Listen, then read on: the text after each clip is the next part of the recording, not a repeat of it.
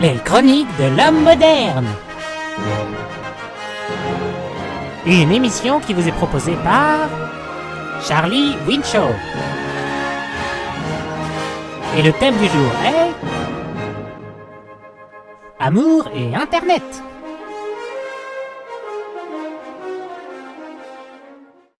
Je suppose que pour l'instant tu te sens un peu comme Alice, tombée dans le terrier du lapin blanc. Le banquet est un texte de Platon écrit aux environs de 380 avant Jésus-Christ. Il s'agit d'une longue série de discours prescrits par des philosophes complètement bourrés, affalés autour d'une table et qui débattent au sujet de la nature et des qualités de l'amour. Platon inspirera par ailleurs à la Renaissance la notion d'amour platonique, servant justement à qualifier un amour dénué de toute sensualité, de type intellectuel, et sans que l'envie de relations sexuelles ne se distingue. Une notion aujourd'hui quelque peu désuète au vu de la place prédominante qu'a pris le sexe dans nos sociétés occidentales modernes. Un des mythes antiques les plus connus sur l'amour est le premier mythe de l'androgyne, qui est relaté par le personnage d'Aristophane dans Le Banquet. D'après lui, il y avait au commencement 3 genres de sexe et non 2 comme aujourd'hui. La femelle, le mâle, et une troisième composée des 2 autres, mâle et femelle réunis en un seul corps. Il s'agissait donc d'un être humain avec 4 bras, 2 sexes différents, 4 jambes, etc. Cette espèce s'appelait l'androgyne. Mais cette dernière possédait une puissance si extraordinaire qu'elle concurrençait presque celle des dieux. Par crainte de perdre leurs privilèges, ces derniers demandèrent donc à Zeus de les séparer chacun en 2 moitiés distinctes afin de les affaiblir et de rendre leurs organes sexuels inutilisables. Ainsi, chaque moitié recherchant l'autre était condamnée à l'enlacer, l'embrasser et mourir faible, seul et triste, dans l'impossibilité de s'unir à sa moitié originelle. Mais le problème avec cette punition, c'est que si les choses devaient en rester ainsi, les humains ne pouvaient plus se reproduire. Alors Zeus, pour ne pas trop faire son enfoiré étant donné que les humains lui vouaient quand même un culte, décida de remettre les organes génitaux sur le devant de leur corps afin qu'ils puissent tout de même s'unir, formant ainsi les êtres humains actuels. Ce mythe explique donc le phénomène amoureux et sa recherche dans un désir d'accomplissement de soi à travers l'autre. Un état amoureux censé nous combler totalement, nous faire retrouver notre pureté originelle et ainsi guérir notre humanité blessée. Et puis il y eut Internet, les boobs, le porno et les sites de rencontres, qui chamboulèrent quelque peu notre vision des relations amoureuses. What the fuck?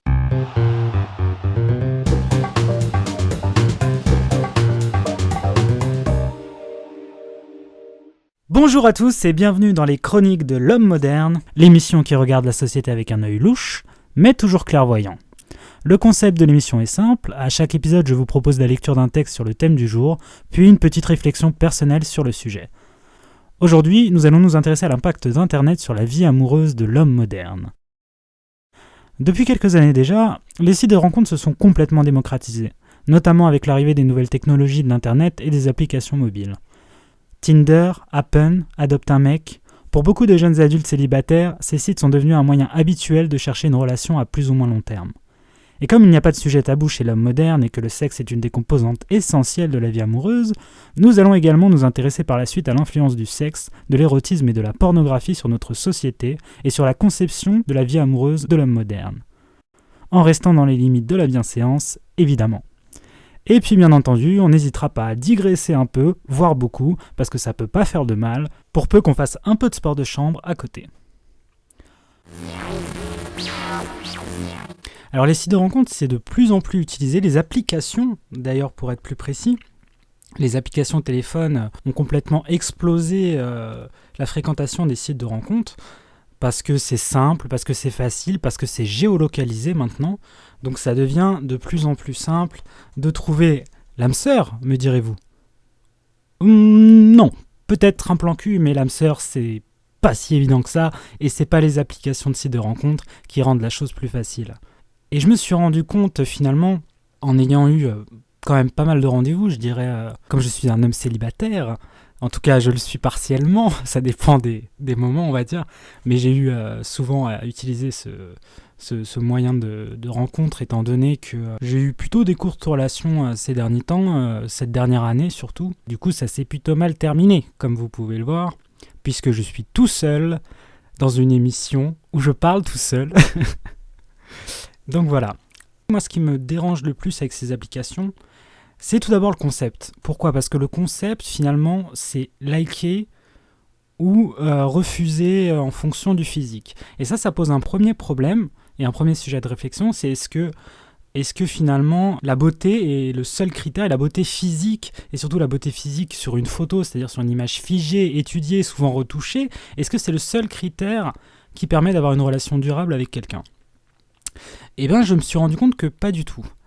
Pas du tout, parce que les photos sont parfois trompeuses, et les gens sont tellement habitués à manipuler leur image aujourd'hui qu'ils ont un talent certain pour la photographie et pour prendre les photos dans le bon angle, notamment pour dissimuler un surpoids, par exemple. Moi, ça m'est arrivé de tomber sur une fille qui avait un visage très fin, mais dont le reste du corps l'était un peu moins, en face. Et c'est vrai que ça peut des fois être surprenant. Ensuite, il y a un autre facteur, c'est à l'écrit, est-ce que c'est aussi spontané qu'une rencontre véritable ? Alors ça, jamais, c'est-à-dire que des fois, une personne va s'avérer très intéressante à l'écrit, et pour X raisons, hein, ça peut être sa façon de s'exprimer, sa gestuelle, etc. Ça va moins bien passer en vrai, ça peut arriver.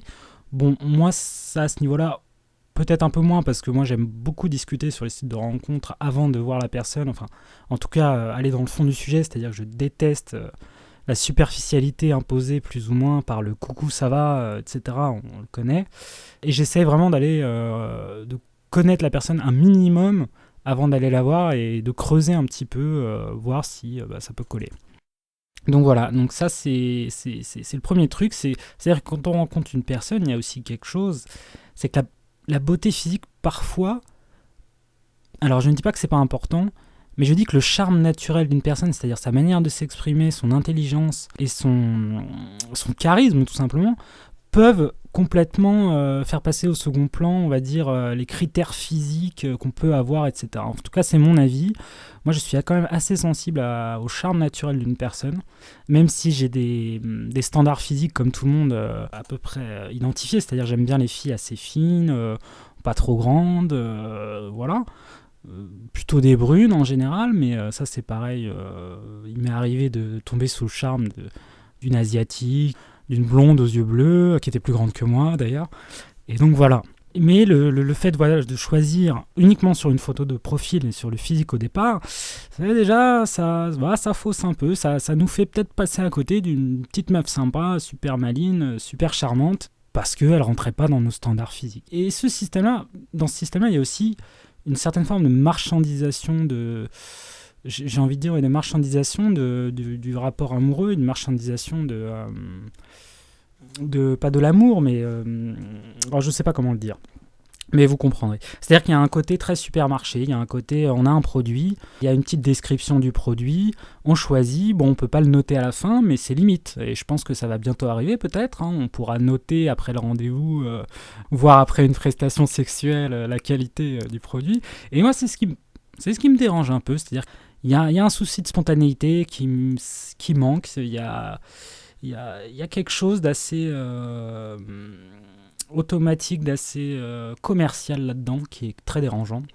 C'est pour ça d'ailleurs que j'avais donc écrit un texte là-dessus, très critique, très cynique vis-à-vis du sujet que vous écouterez tout à l'heure. Et il y a ensuite, une fois que vous avez pu discuter avec la personne, etc., à l'écrit, que ça s'est bien passé et que vous avez le rendez-vous, en gros, vous savez qu'au premier rendez-vous, pour la plupart des filles et pour la plupart des gars, si ça se termine pas par une relation sexuelle, c'est que vous avez échoué votre rendez-vous. Pourquoi ? Parce que les gens n'ont pas confiance en eux, et c'est plus ou moins implicite qu'à partir du moment où vous avez pris rendez-vous, que vous avez discuté avec une personne, que vous entendez bien intellectuellement et physiquement, il faut qu'il se passe quelque chose.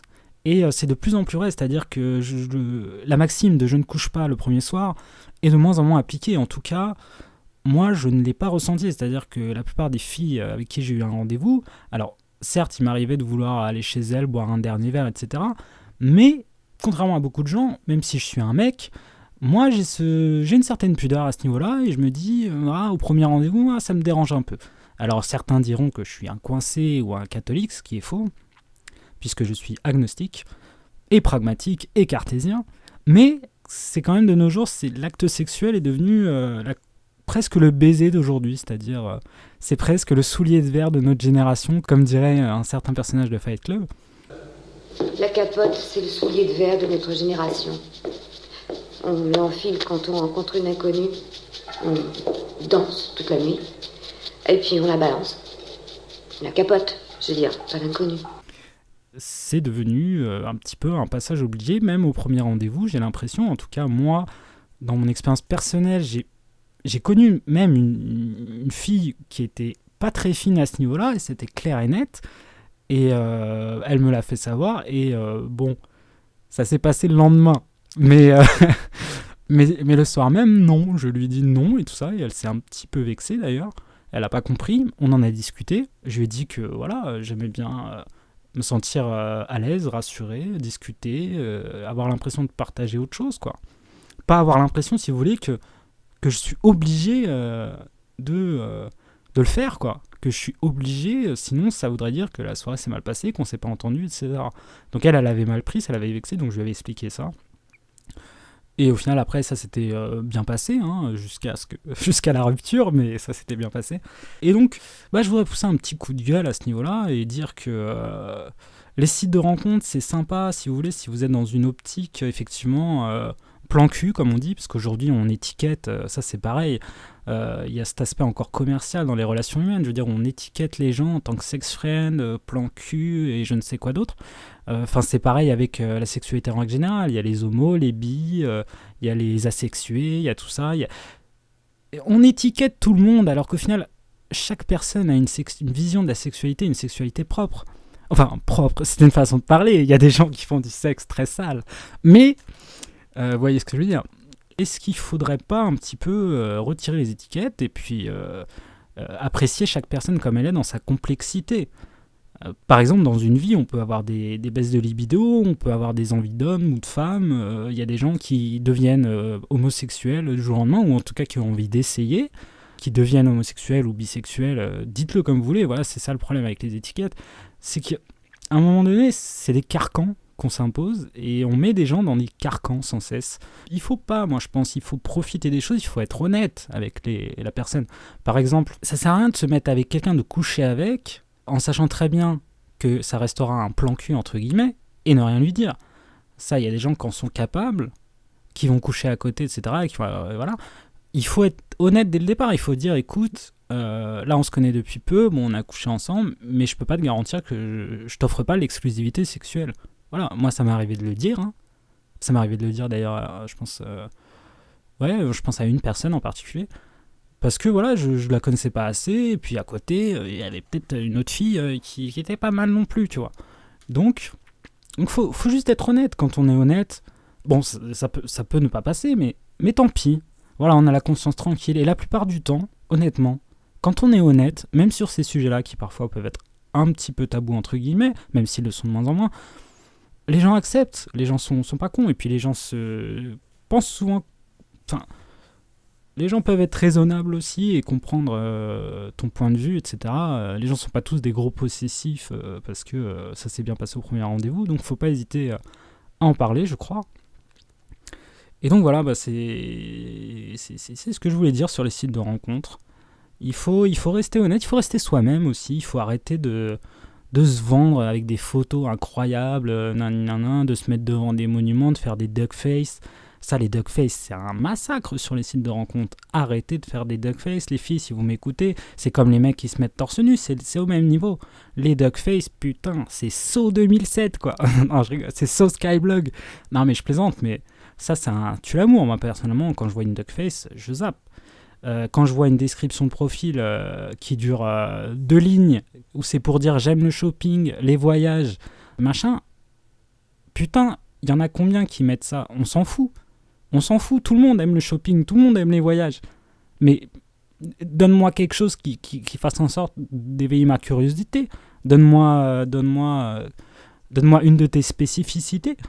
Donne-moi des centres d'intérêt que tu as et un film que tu préfères. Par exemple, je préfère quelqu'un qui me met j'aime bien tel ou tel film plutôt que quelqu'un qui me met juste j'aime bien les films, tu vois.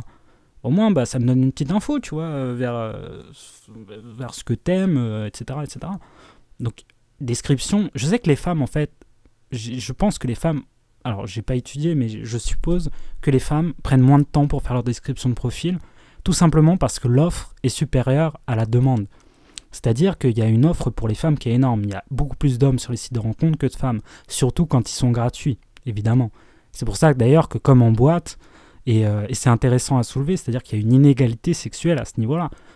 C'est-à-dire que les hommes doivent payer, comme en boîte, doivent payer leur inscription sur les sites de rencontres et pas les femmes. Et ça, c'est tout simplement une logique économique, tout le monde le sait, mais c'est d'une froideur et je trouve ça assez bas comme système. C'est-à-dire que pour mettre moins de mecs, on va augmenter le prix. C'est-à-dire qu'il va y avoir une discrimination qui est à la fois sexuelle et une discrimination de revenus. C'est-à-dire que ceux qui ont les plus petits revenus ne pourront pas accéder finalement à ce marché-là, entre guillemets, marché de l'amour, on va dire, et de la rencontre, en tout cas du marché de la rencontre, je vais dire. Donc est-ce que là-dessous, il n'y a pas une petit quelque chose quand même un peu scandaleux? Parce que quelque part, on s'offusque quand il y a des inégalités hommes-femmes, on s'offusque quand il y a des inégalités raciales, on s'offusque, etc. Là, on a une égalité, on va dire sexiste, une inégalité sexuelle, je ne sais pas si ça se dit, et on a une inégalité aussi visant les revenus. Une discrimination, pour être plus exact. Une égalité, oui, il y en a une, mais il y a une discrimination justement liée aux revenus, voilà, et liée au sexe. Voilà, c'est ça que je voulais dire. Excusez-moi, j'ai du mal à trouver mes mots. Est-ce qu'il n'y a pas un petit débat à faire là-dessus? Est-ce que c'est pas un petit peu scandaleux? On vit quand même dans une société où l'égalité des sexes est de plus en plus respectée, même si je sais que beaucoup me diront que ce n'est pas encore parfait, les salaires pour les femmes sont encore plus bas, etc. etc. N'empêche qu'aujourd'hui, ce qui est une avancée extraordinaire, il y a de plus en plus de femmes qui travaillent, évidemment on le sait, et j'ai l'impression que voilà, les inégalités, ça baisse un petit peu. Alors évidemment, il y a toujours des cas extrêmes, les violences faites aux femmes, les viols, etc., qui existent encore et qui sont terribles. Et là, je digresse un peu parce qu'on s'éloigne des sites de rencontres. Ce sont des sujets plus graves qui existent évidemment. Mais concernant les sites de rencontres, est-ce qu'on ne pourrait pas mettre une certaine égalité? Après, vous me direz, t'es pas obligé d'aller sur les sites de rencontres payants pour mecs. Il y a des sites de rencontres gratos, comme Tinder. Tout à fait exact. Tout à fait exact. N'empêche que les sites qui pratiquent cette chose-là, d'ailleurs moi je vais pas en boîte, pas pour cette raison, mais surtout parce que je peux pas parler et que c'est assez angoissant pour moi de pas pouvoir parler. Je vais pas en boîte et je vais pas sur les sites payants. Jamais j'ai payé pour un site de rencontre. J'en ai pas spécialement besoin. Pour moi les sites de rencontre c'est un petit plus parce que j'aime bien rencontrer des nouvelles têtes, parce que j'ai fait des belles rencontres malgré tout. Donc voilà. D'ailleurs je pense que je vais terminer là-dessus en vous disant que malgré cette petite critique, c'est quand même quelque chose qui permet de rencontrer des gens assez facilement, notamment Tinder qui marche vachement bien. Moi j'ai testé POF, Tinder, en gratuit il y a quoi ?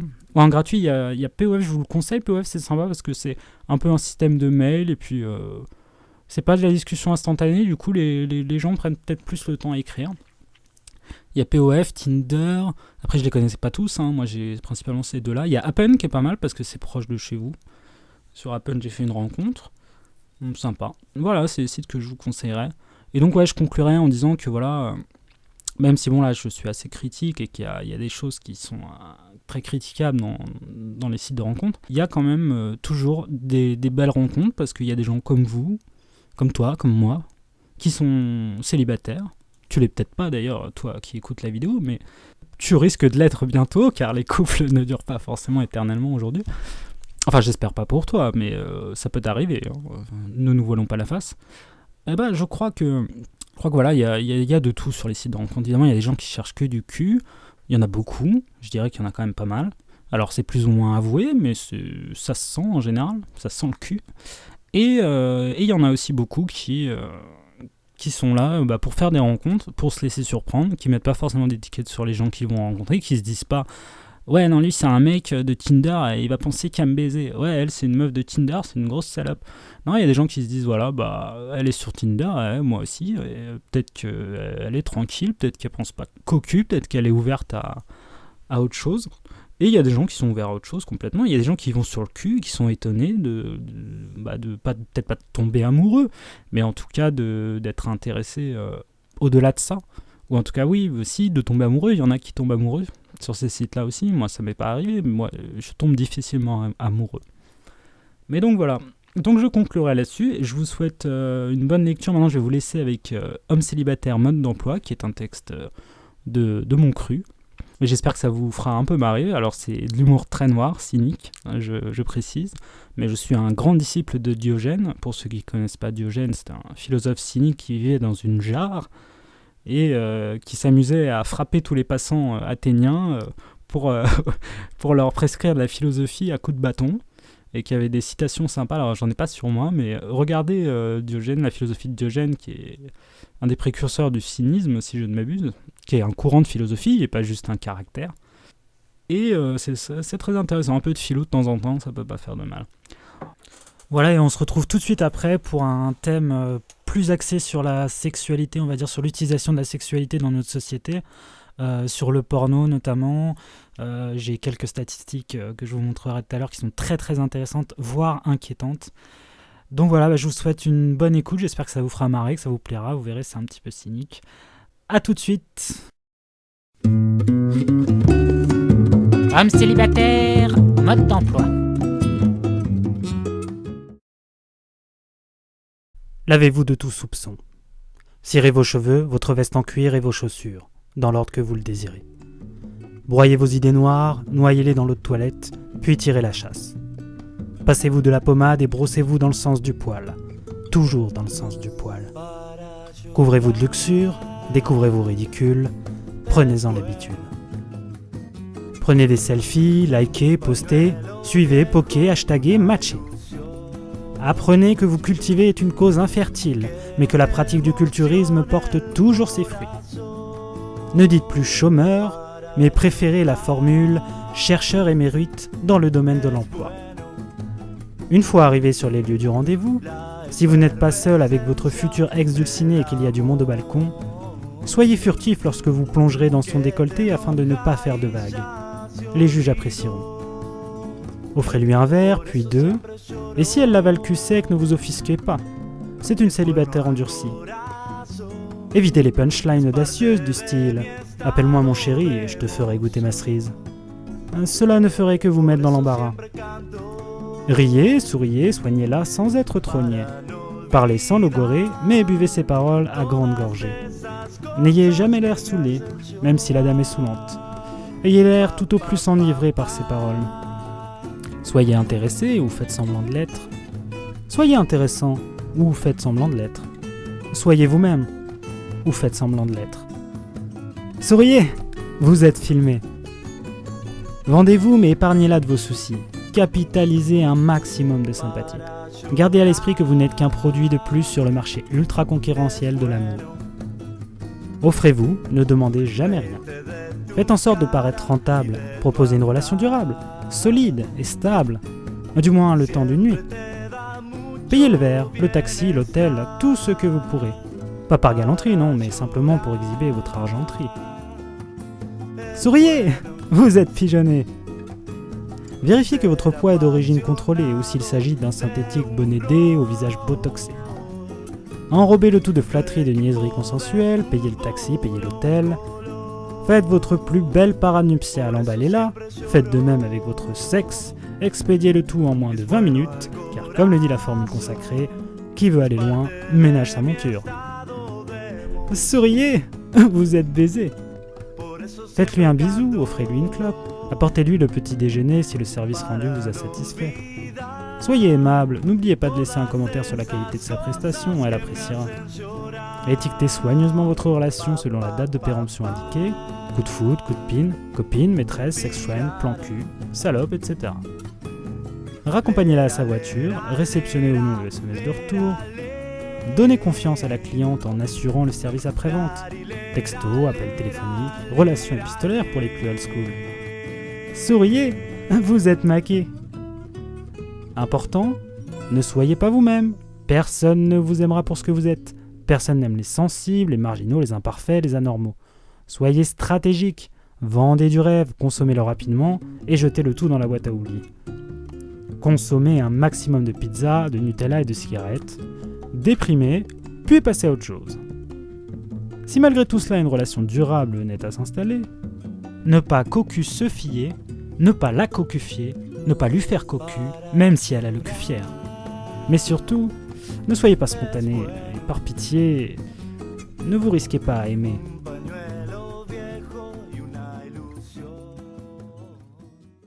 Voilà, alors je vous avais prévenu, c'est un petit peu pimenté, c'est assez cynique, mais c'est mon style et j'aime bien bousculer un petit peu. Donc j'espère que ça vous aura plu. On va passer maintenant à la partie 2 de cette émission, puisqu'on va traiter plus de l'impact de la sexualité sur notre société, notamment du porno, de la pornographie. Notamment, on va pas se mentir, je pense que depuis quelques années, même si ça a commencé vraiment avec la libéralisation sexuelle dans les années 70, etc., avec tout ce qu'on sait, les hippies, etc., la liberté sexuelle et tout qui était prôné un peu partout, ce qui a donné aujourd'hui une société qui est beaucoup moins frigide, beaucoup moins fragile sur ces sujets-là. On a beaucoup plus de nudité, que ce soit dans la publicité, que ce soit dans les clips, notamment les clips musicaux. On voit aujourd'hui ce que fait Miley Cyrus, par exemple, quelque chose qui était impossible, je pense, même du temps de Madonna. C'est tellement suggestif. Alors, évidemment, du temps de Madonna, dans les années 80, il y avait Boys, Boys, Boys, on voyait des seins, etc. On voyait une partie de tétons, etc. Aujourd'hui, on va dire qu'on va plus censurer les tétons. Mais par contre, dans la suggestion, c'est devenu assez énorme aussi dans la suggestion. Disons qu'il y a quelque chose d'un peu hypocrite parce que le porno n'a jamais été aussi accessible. Et là, je vais vous donner par exemple une statistique. La statistique, c'est la maladie qui consiste à tout le temps voir des statistiques partout, je suppose. Donc une statistique qui dit par exemple que voilà, il y a 70% des hommes, et selon les sondages, faut savoir que dans les sondages, même si les mecs savent qu'ils sont anonymes, il y a toujours une honte. Même s'ils savent qu'ils sont anonymes. C'est d'ailleurs ce qu'on appelle en statistique le biais statistique, c'est-à-dire le pourcentage d'erreur qui peut se glisser dans une statistique. Pour info. Donc il y a 70% des hommes qui admettent aller plus ou moins régulièrement sur les sites porno. Donc voilà, c'est ça. Des jeunes de 18 à 24 ans pour être plus exact. Donc déjà, c'est énorme. Il faut savoir que le porno a un réel impact sur notre vision de la relation amoureuse, en tout cas de la relation de couple. J'avais lu une étude qui expliquait, en fait, qui montrait que, globalement, les pratiques sexuelles avaient évolué avec le porno, en fait. C'est-à-dire que dans le porno, ces dernières années, on a des pratiques qu'on avait moins avant, qui ont eu un impact sur les couples, parce que les couples pratiquent aussi de plus en plus cela. Donc je vais penser par exemple à... Là, si vous êtes un enfant, sachez que c'est des affaires de grands. Donc si vous pouviez aller ailleurs, ce serait cool. Que j'ai pas trop de problèmes avec vos parents, tu vois. Donc par exemple, la pratique de l'éjaculation faciale, c'est une pratique qui s'est démocratisée, avec également la sodomie, avec le porno. C'est-à-dire qu'avant, on n'avait pas trop ça. Et c'est pareil pour le fait d'épilation, etc. Ce sont des pratiques nouvelles et qui ont été impactées par le porno. Donc voilà, là, sans parler de la chirurgie esthétique, etc., qui sont des pratiques qui poussent encore à la consommation, finalement. On est toujours dans le plus. Le porno a impacté sur les relations de couple. Et les gens font de plus en plus de sextapes également, et c'est parce qu'ils rentrent dans le porno, carrément. Ça devient des acteurs. Donc ça a un impact. Même si ça reste tabou aujourd'hui de dire « Ah, moi je vais sur des sites porno, etc. » On le dit pas. Mais ça reste une pratique tellement développée que ça a un impact. Et ça peut avoir des impacts négatifs. Et on en parlera après. Une petite anecdote au passage, il faut savoir que Wikipédia, le site Wikipédia que tout le monde utilise, l'encyclopédie en ligne, à la base, c'était un site porno. Alors porno, je suis pas sûr, mais en tout cas érotique, un site qui en fait était une base de données d'images érotiques et pornographiques. Et c'est ce qui a permis de financer l'encyclopédie Wikipédia qu'on utilise tous aujourd'hui. Donc voilà, ça tout le monde ne le sait pas. Ça s'appelait Bomis à l'époque. Ensuite, c'est devenu Nupédia, qui n'avait rien à voir avec des femmes à poil, même si ça s'appelait Nupédia, c'était déjà une encyclopédie en ligne. Et ensuite, Wikipédia et tout ce qu'on a connu. 12% des sites qui existent dans le monde sont des sites à caractère pornographique, donc c'est quand même pas mal. 25% des requêtes dans les moteurs de recherche concernent le sexe, donc ça fait 78 millions de requêtes par jour. 35% des téléchargements sont pornographiques. Donc les hackers, vous êtes des petits cochons, hein, ça c'est clair, les pirates. Pirates. Ensuite, alors chaque seconde, 28 258 internautes sont en train de se rincer l'œil sur Internet, c'est joliment dit. Les hommes auront peut-être du mal à le croire, mais il y a un internaute sur 3 surfant sur des sites pornographiques qui est une femme. Et oui, les femmes vont de plus en plus sur les sites porno, il y a même des catégories spéciales pour les femmes. Je ne me rappelle pas du nom forcément, mais il y a des catégories spéciales pour les femmes, du porno pour femmes qui est en train de se développer, parce que c'est un marché énorme, le marché des femmes. Il y a 20% des hommes qui admettent consulter du porno au travail. Non, c'est pas top pour la productivité, je dirais. Et je voudrais revenir aussi sur... moi, il y avait une étude qui m'avait fait marrer parce que j'étais étudiant en sociologie. Il y avait une étude sociologique sur les pratiques sexuelles en fonction de l'accointance politique, enfin du parti pour lequel vous votiez, qui expliquait que justement les gens de gauche avaient des pratiques plus ouvertes que les gens de droite. J'avais trouvé ça assez amusant. Donc voilà, ça c'est une petite aparté politique, j'ai envie de dire. Donc voilà, si vous êtes un homme ou une femme et que vous avez envie d'avoir des pratiques un peu plus ouvertes, allez vers la gauche. Parce que les gens de droite, tu peux être un petit peu coincé. Mais après, c'est lié aussi au fait que bon, les gens de droite sont souvent des gens plus âgés, sont souvent aussi plus croyants. Il faut savoir que les catholiques... Alors ça, c'est des globalités, attention, hein, c'est des statistiques, hein, évidemment. Les gens de droite sont souvent plus âgés, ont des plus hauts revenus, ça évidemment. Qu'est-ce que j'allais dire ? Ils sont aussi croyants, il y a plus de catholiques à droite, etc. etc. Donc voilà. Alors le porno, quand je disais que c'était une grosse machine à sous, c'est que chaque seconde, il y a plus de 2300 € qui sont dépensés dans les abonnements, téléchargements payants pour les sites adultes. Sur une année, le porno génère près de 4 milliards d'euros de revenus. L'industrie porno rapporte 30 milliards de dollars par an dans sa globalité. C'est une belle somme. C'est une belle somme. Après, je ne peux pas la comparer avec une autre là, mais ça reste une très belle somme. Et par contre, je voudrais aborder là un sujet peut-être plus grave, à mon sens, c'est l'impact que peut avoir le porno sur justement les jeunes. Et s'il y a des jeunes qui m'écoutent malgré tout parce qu'ils sont un petit peu... sont des têtes brûlées et qui se disent ouais, il a dit qu'il fallait pas qu'on écoute, alors on va écouter.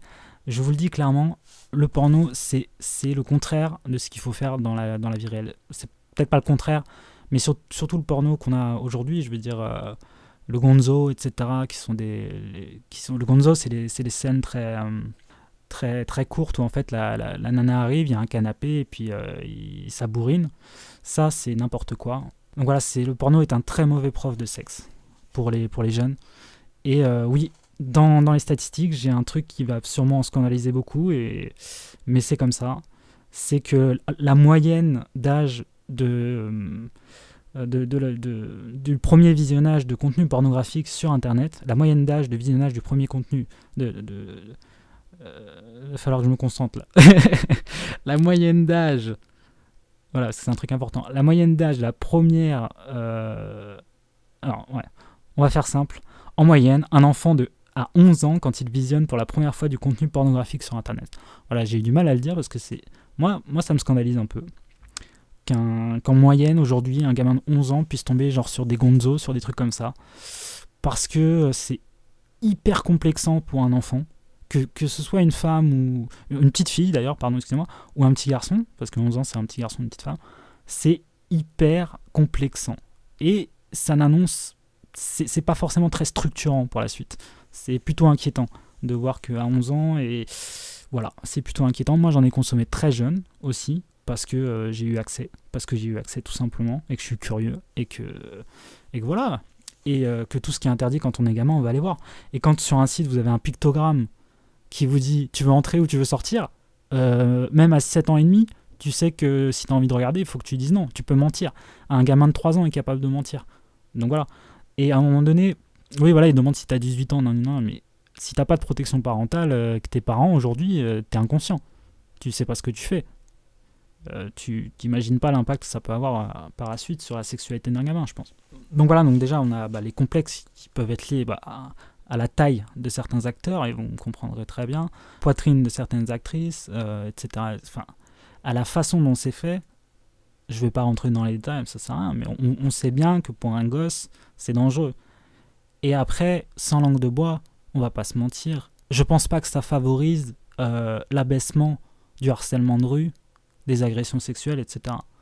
Et là, encore une fois, je suis pas pro-catholique, mais à un moment donné, faut être lucide, faut pas se voiler la face. On est dans une société qui fonctionne sur la frustration, qui nous expose du sexe sans arrêt, sauf que les femmes ne sont pas des actrices porno, les hommes ne sont pas des acteurs porno. On est dans un culte de la performance qui n'a pas lieu d'être, et ça frustre les gens, ça les frustre. Et quand on est frustré, la frustration mène à la colère mène à la haine mène au côté obscur de la force, comme dirait un certain Yoda, qui est un grand maître de philosophie, comme tout le monde le sait. Enfin, là je plaisante, mais il est vraiment inspiré de vrais philosophes, hein, Yoda. C'est pas juste une connerie, c'est pas juste un petit extraterrestre vert, il dit pas que des conneries. Il est notamment inspiré de la philosophie de Confucius, etc. Ou de Gandhi, ou de ces gens-là qui étaient plutôt inspirés. Et c'est vrai, et le porno crée énormément de frustration. Et c'est rentré complètement dans la pop culture. Le porno est rentré dans la pop culture. Donc voilà, aujourd'hui, difficile de dire qu'on n'a jamais vu de porno. Il y a très peu de gens qui n'ont jamais vu de porno. Et moi, je pense surtout, j'en parlais, à la protection de l'enfance, quoi, et aux gens qui se cultivent au porno. Faites attention. Faites attention si vous avez des gamins, etc. Faites gaffe. Et puis, même vous, ne voyez pas la sexualité comme une performance, parce que c'est pas ça. Et parce que, à mon avis, c'est pas le bon chemin à prendre. Et donc voilà, et clairement, ouais, l'impact que ça peut avoir, le harcèlement de rue aujourd'hui pour les femmes, c'est incroyable, quoi. Si vous êtes une femme dans une grande ville et que vous m'entendez, vous savez très bien, vous pouvez pas être tranquille. Il y a toujours des mecs qui viennent nous faire chier. Et moi, je le savais pas avant d'avoir une longue relation et avant qu'une meuf m'explique ça, parce que j'étais jeune et moi, ça me venait jamais à l'idée de faire un truc pareil. Je veux dire, moi, si j'avais besoin de draguer, déjà, j'étais plutôt timide quand j'étais jeune, mais j'essayais de le faire le plus finement possible, j'essayais de machin. Quand j'entendais mon ex qui me disait que elle s'était fait suivre, ce genre de trucs qui sont scandaleux, et que ça lui est arrivé plusieurs fois, et que voilà, parce qu'elle était pas moche, mais c'était pas une actrice porno, hein, c'était une petite meuf normale. C'est scandaleux, le harcèlement de rue, et c'est de plus en plus, et il y a eu des vidéos d'ailleurs sur internet qui sont tombées là-dessus pour dénoncer ce fait-là. Et les mecs, si vous m'écoutez et que vous faites du harcèlement de rue, sachez que vous êtes des gros lourds, que vous faites chier pas mal de meufs, que ça sert à rien. Donc achetez-vous un bouquin, achetez-vous Cyrano de Bergerac, apprenez à discuter, vous verrez que c'est efficace aussi de discuter correctement. Et ça. On peut aborder une meuf dans la rue, complètement. Moi je parle du harcèlement, attention, hein. Le harcèlement, c'est pas le mec qui fait hey, mademoiselle, t'es charmante, ça, pour moi c'est pas du harcèlement, ça. C'est le mec qui va venir, qui va suivre, qui va relouter la meuf pendant 3 heures, qui va lui demander son numéro et qui ensuite va l'insulter. Ça, c'est grave, hein. C'est grave. Moi, je vais honnêtement, si les rôles étaient inversés et qu'on vivait dans une société où c'était les meufs qui avaient le pouvoir et que les meufs feraient ça dans la rue, genre si une meuf me faisait vas-y monsieur là, vas-y ramène ta télé. Franchement, t'es charmant mon gars. T'as un téléphone mec. Non, vas-y, parce que t'es grave mignon, hein. Vas-y, je suis sûr, vas-y, il y a moyen. Je dirais, mais lâche-moi la grappe. Lâche-moi la grappe, ça m'exciterait pas, tu vois. Je me dirais, qu'est-ce que c'est que ce délire ? Bon, enfin bref. Donc voilà, ça c'est les dangers du porno. Là, j'ai vraiment critiqué ce qui, dans la pornographie, est scandaleux, sans parler, évidemment, de toutes les mafias qui sont derrière, de toute l'exploitation de certaines femmes, etc. Et d'ailleurs, le porno, par contre, reste un des derniers lieux où c'est la femme qui est mieux payée que l'homme. Ça, c'est quelque part, voilà, pour les féministes, c'est le seul bon point. C'est-à-dire que les femmes sont mieux payées que les hommes, les actrices sont mieux payées que les acteurs. Donc ça, c'est intéressant. Et voilà, donc il y a toute une culture, il y a beaucoup de choses à étudier dans le porno parce que ça reste un petit tabou, mais sociologiquement, c'est hyper intéressant. Parce qu'au final, ça a fait évoluer les sociétés, ça a fait évoluer les mentalités. Oui, c'est intéressant d'étudier ça. C'est intéressant, de toute façon, il ne faut pas se créer de tabous. Il faut, au contraire, les tabous révèlent énormément sur les sociétés. Donc il faut s'y intéresser. Et c'est pour ça que, malgré le fait que le thème soit amour et Internet, ça rentre totalement là-dedans. Parce que l'amour, c'est global, hein.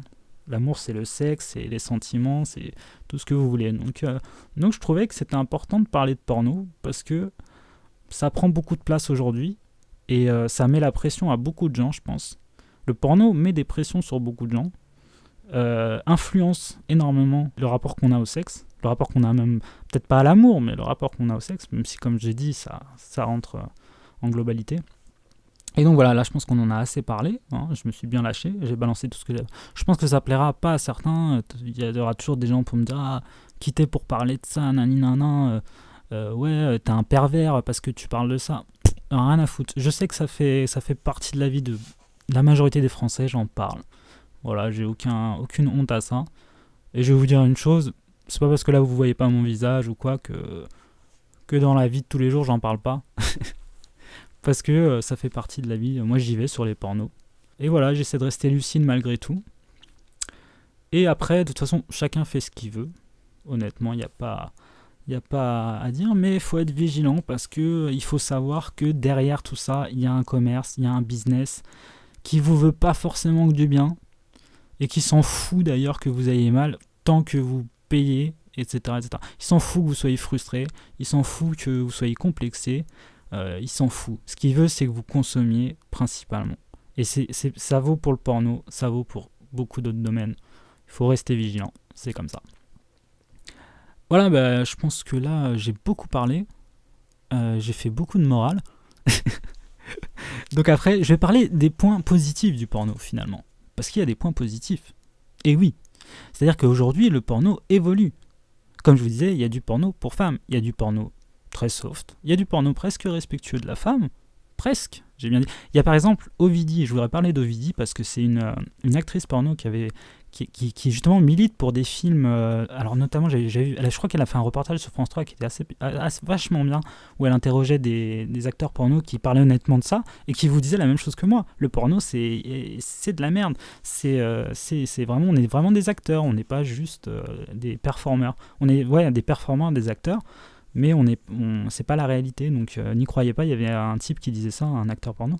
Et Ovidie milite pour un porno plus féministe, c'est-à-dire un porno plus respectueux de la femme, des fantasmes de la femme, et aussi un porno militant envers les causes homosexuelles et bisexuelles. C'est-à-dire que la bisexualité dans le porno, c'est hyper tabou, et elle voulait faire justement des films porno où les mecs se mélangent avec les meufs, etc. Et on va dire... où il y avait des rapports à la fois homosexuels et hétérosexuels dans le film. Et c'est une petite femme, là, que je l'ai entendu parler déjà, qui est pas conne du tout, parce qu'on peut être actrice de cul et avoir un cerveau. Hein, l'un n'empêche pas l'autre, on peut avoir des fesses et un cerveau. Ça reste deux parties du corps qui peuvent être très bien développées, l'une autant que l'autre. Et elle est plutôt maligne. Il y a aussi Katsuni il y a de plus en plus d'actrices porno qui se reconvertissent. Katsuni qui a fait des vidéos, je crois, avec des types d'internet. J'avais bien aimé le Visiteur du futur. Les types qui ont fait les Visiteurs du futur. Voilà, et puis elle a fait aussi une BD, etc. Bon, bref, qui n'a pas l'air stupide non plus du tout, Katsuni, qui a l'air très maligne.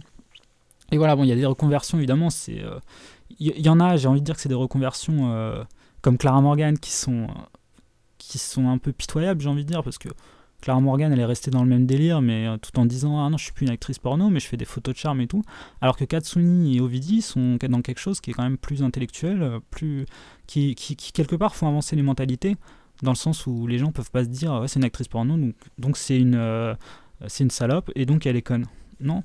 Non, bah non, c'est une actrice porno, ouais, elle a une sexualité libérée, ouais, elle a décidé de faire son corps un métier, et elle fait ce qu'elle veut, et c'est pas pour ça qu'elle est conne, et c'est pas pour ça qu'elle mérite d'être rabaissée, ou etc. Si elle te plaît pas, la meuf, et bah tu te paluches si tu veux dessus, mais tu la critiques pas parce qu'elle veut faire autre chose. Si elle est douée là-dedans, et dans les deux cas que j'ai cités, Katsuni et Ovidie sont plutôt doués dans ce qu'elles font, faites-le. Ovidie a aussi sorti des livres, etc. C'est très bien, c'est très bien. Elles sont bien placées pour parler de sexualité et pour faire autre chose comme les autres. Elles peuvent avoir du talent comme les autres dans plusieurs domaines. Donc voilà. Donc je crois que je vais m'arrêter là-dessus. Donc, qu'est-ce que je pouvais dire de plus ? C'est un sujet très épineux, donc j'ai parlé assez vite, j'ai essayé de dire le plus de choses possible. Je voulais rien oublier. Donc les points positifs, c'est que effectivement il y a des talents qui peuvent ressortir de ça malgré tout. Et il y a le porno qui change dans le sens où ça permet aussi à des gens de s'éveiller à des choses auxquelles ils n'auraient pas forcément pensé, donc à s'enrichir sexuellement. Évidemment, ça c'est une bonne chose. C'est toujours une bonne chose de se faire plaisir, à la base. C'est vrai que je l'ai pas trop dit ça jusque-là, mais c'est une très bonne chose de se faire plaisir, et c'est pas interdit, et ça rend pas sourd, donc allez-y à fond, il n'y a pas de souci. Mais soyez juste conscients que voilà, ce n'est pas la réalité, et je pense que, ouais, je vais pas faire perdre la morale, mais peut-être pas trop en consommer. C'est comme tout, hein. C'est comme la drogue, une fois de temps en temps, à la limite, hein, on va pas se mentir, mais faut pas trop en consommer à mon avis. Ça doit monter à la tête, faut faire gaffe. Donc voilà, c'est comme la télé. N'en consommez pas trop la télé. La télé, ça va vous rendre fou. Voilà, c'est un conseil, hein. Après vous faites ce que vous voulez, c'est ma vision des choses. Donc voilà, je crois que j'ai parlé un peu de tout.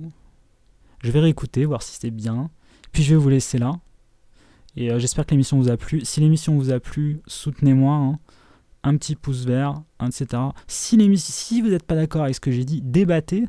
Moi franchement, je fais cette émission pour que les gens puissent débattre librement. C'est une émission qui dure pas mal de temps, ou qui me permet de m'exprimer librement. Et je veux que ce soit le cas pour ceux qui l'écoutent aussi. Je veux que vous puissiez débattre. Si vous n'êtes pas d'accord, allez-y, mais argumentez. N'insultez pas, parce que ça sert à rien. Parce qu'on n'est pas là pour ça, et que de toute façon, l'insulte n'est jamais un argument valable. L'insulte, c'est un aveu d'échec. Voilà. Donc, si ça vous a plu, n'hésitez pas à partager, etc. Je pense avoir fait fort pour ma première, en abordant des sujets assez forts. Et évidemment, je suis conscient de ne pas avoir abordé la globalité des sujets, mais j'ai déjà pas mal parlé, et je peux pas aborder tous les thèmes. Sur ce thème-là, c'est des thèmes que je vais essayer de faire vastes à chaque fois. Donc ma deuxième émission, je verrai. Pour l'instant, j'ai pas d'idée, mais il y a la politique, il y a tout ce que vous voulez. Donc si vous voulez que ça continue, laissez un petit com, soutenez-moi, et puis je vous dis à une prochaine fois alors. Allez, ciao, ciao.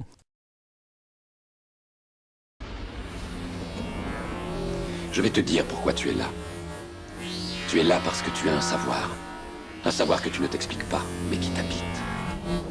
Un savoir que tu as ressenti toute ta vie. Tu sais que le monde ne tourne pas rond sans comprendre pourquoi, mais tu le sais. Comme un implant dans ton esprit. De quoi te rendre malade.